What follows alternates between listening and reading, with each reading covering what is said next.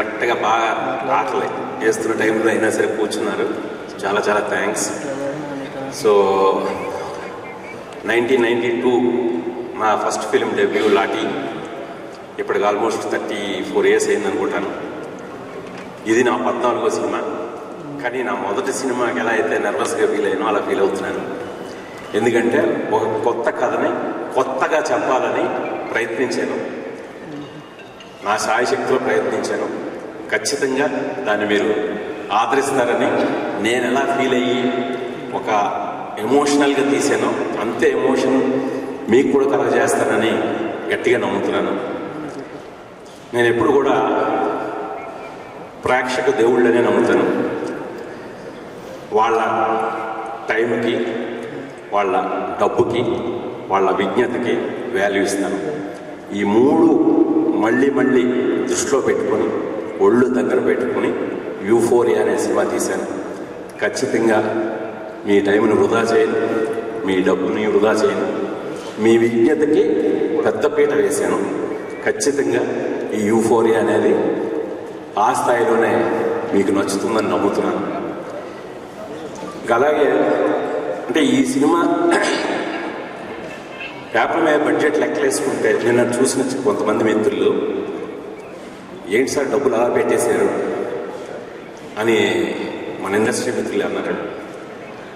కానీ అంటే ఈ కథ ఎలా పెట్టాలో అంతా పెట్టేశారు. కానీ ఇండస్ట్రీలో ఏ ప్రొడ్యూసర్ మాత్రం ఈ సినిమా తీయడండి. ఎందుకంటే ఈ సినిమాకి ఇంత ఖర్చు, ఇంత టెక్నికల్ వాల్యూస్ తోటి, ఇంత ఎక్స్పర్టైజ్తో చెప్పాలి. బట్ అది కొత్త వాళ్ళ మీద చెప్పాలి. సో కొత్త వాళ్ళ మీద చెప్పినప్పుడు మనకు బడ్జెట్ బ్యారేజ్లు ఉంటాయి. అలాంటిది మీరు అవేమీ పట్టించుకోకుండా సినిమా కథని ఎలా అయితే నమ్మారు, మీరే కాదు మీ ఫ్యామిలీ మొత్తం కూడా నమ్మి ఈ సినిమాని అంటే ఒక మీకు ఫ్యామిలీ ప్రొడక్ట్ లాగా తీశారు మీరు. అది ప్రతి ఫ్రేమ్లోనూ కనిపించింది. నిజంగానే ఈ సినిమా అంటే ఒక మాకు చాలా కొత్త అనుభూతిని ఇచ్చిందని చెప్పి వాళ్ళు మమ్మల్ని ఎంకరేజ్ చేశారు. నేను ఎక్కువ ఇంకా చూడబోయే ముందు వాళ్ళ కామెంట్స్ చెప్పడం సరికాదు, అందుకనే వాటి గురించి ఎక్కువ చెప్పడం. మేము ఈవినింగ్ మీ అందరూ కూడా చూడబోతున్నారు.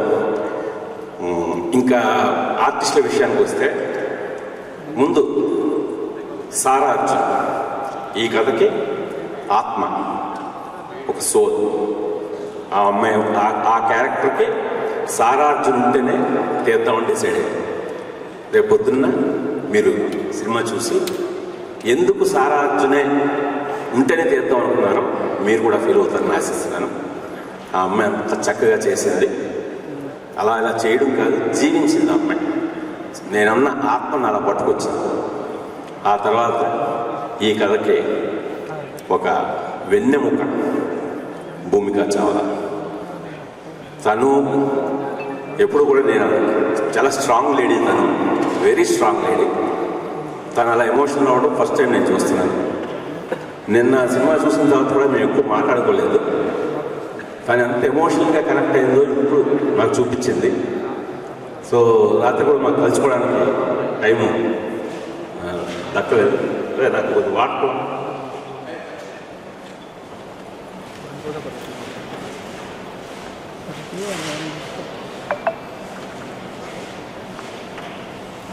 అంటే ఈ కథని భూమికా చావ్లా అనే ఆర్టిస్ట్ కాదండి, ఒక వింధ్యా వేములపల్లి అనే పాత్రలో జీవించింది. నేను ఎక్కువ చెప్పకూడదని రేపు ఆడియన్స్కే వాటి చూడబోతున్న వాళ్ళని ఒక చిన్న ప్రిపరేషన్ ఇస్తున్నాను అంతే. ఆవిడ నిజంగా ఈ కథని చదివినప్పుడు ఎంత అర్థం చేసుకున్నారో, ఆవిడ పోర్ట్రే చేసినప్పుడు కూడా నేనే చాలాసార్లు ఏంటి మన భూమికేనా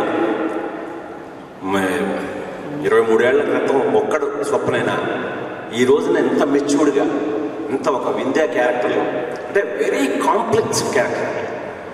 సో అంత కాంప్లెక్స్డ్ క్యారెక్టర్ని ఒక తల్లిగా, ఒక ఎడ్యుకేషనిస్ట్గా, ఒక సోషల్ యాక్టివిస్ట్గా, ఒక మామూలు గృహిణిగా, ఇన్నింటి మధ్య ఆవిడ చూపించిన తేడా కానీ ఇవన్నీ చాలా చక్కగా అర్థం చేసుకొని ఆ పాత్రగా ఆవిడ అలా జీవం పోసారు. కాబట్టి ఇందాక ఎమోషనల్ అయింది భూమికా చావ్లా గారు, వింధ్యా వేములపల్లి. ఇంకా తర్వాత ఈ కథకి బ్రెయిన్ అనేది చాలా డేంజర్. ఆ బ్రెయిన్ క్యారెక్టర్ వికాస్ వేములపల్లి అనే ఈ కుర్రాడు విఘ్నేష్ గవిరెడ్డి.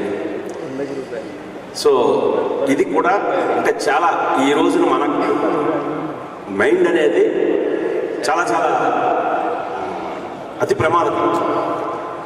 అంటే ఒక విచక్షణ కోల్పోవడానికి ఒక సెకండ్లో వేయవచ్చు చాలంట.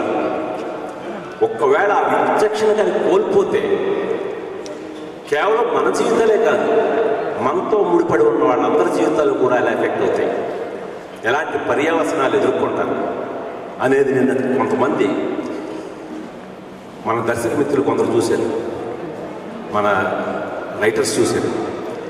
సార్ సినిమా చూస్తే భయం వేస్తుంది సార్. అదేంటి సార్, ఏదో ఒక హారర్ సినిమా అయితే తీయలేదు కదా నేను యూఫోరియా అని భయం వేస్తుంది సార్. ఇంట్లో ఎలా జరుగుతున్నాయా, మన ఇంట్లో ఎలా జరుగుతుందా, మన పిల్లలకి ఎలా జరిగిందా, జరుగుతుందా ఏమో, జరిగిందేమో వాళ్ళు చెప్పట్లేదేమో, బయట ఇంట్లో అలా జరుగుతుందా, నిజమే కదా పేపర్లో చదువుతున్నాం కదా. సినిమా అంతా మొదటి ఫ్రేమ్ నుంచి ఎండ్ ఫ్రేమ్ వరకు భయపడుతూనే చూసాం సార్. అంటే ఈ రోజున కాంటెంపరీ ఇష్యూస్ని అలా రిఫ్లెక్ట్ చేసినట్టుగా ఉంది అని చెప్పి వాళ్ళందరూ, నేను సారీ మీకు ఎక్కువ వాళ్ళ కామెంట్లు చెప్పేస్తున్నాను, మీరు చూడబోయే ముందు మిమ్మల్ని ఇన్ఫ్లుయెన్స్ చేయడం నాకు ఏమాత్రం ఇష్టం లేదు. సో వాళ్ళందరూ అలాగా ఇదేనంటే ఈ పాత్రలు, ఈ నేను చెప్పిన ఈ ముగ్గురు పాత్రలు, ఆ తర్వాత ఒక సైకో సాహిల్గా పృథ్వీ అంటారు, తను కూడా అంటే పాత్రని అర్థం చేసుకొని నిజంగానే సైకోనా అని అనిపించేలాగా అందరూ బయటకు వచ్చి కూడా కుర్రాడు భలే ఉన్నాడండి, అసలు చాలా భలే కళ్ళు బాగున్నాయి అని అతను కూడా పొగుడుతున్నారు.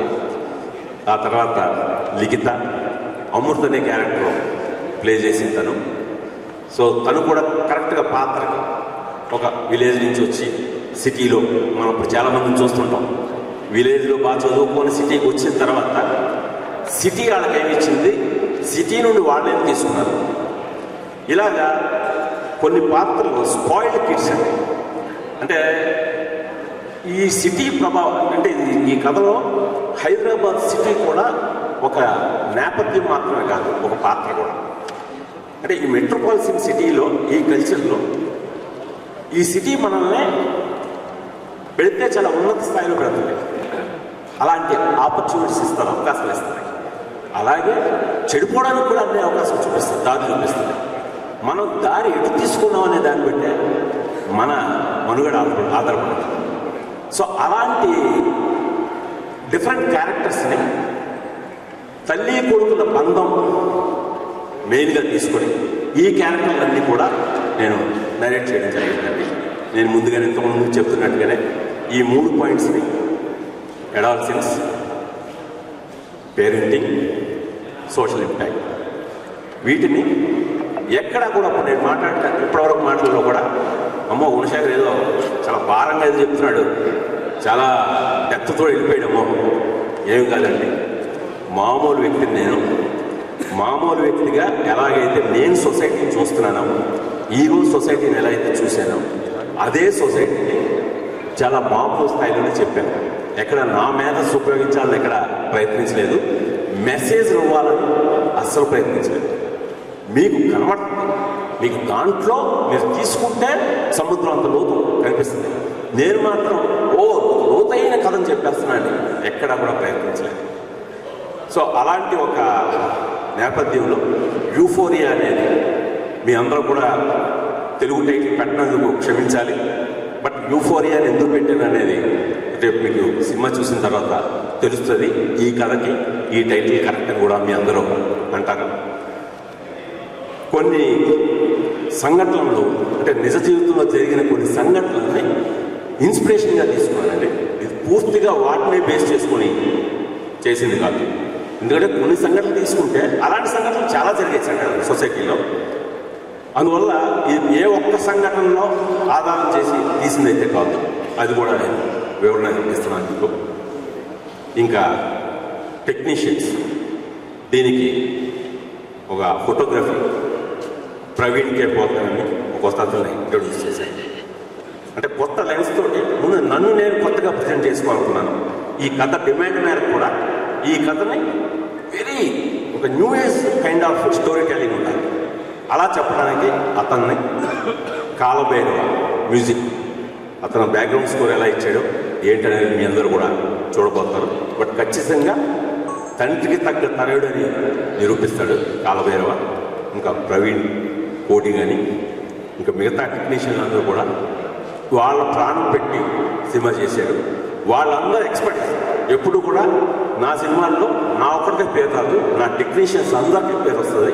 అలాగా యూఫోనే కూడా అందరికీ పేరు తీసుకొస్తుంది.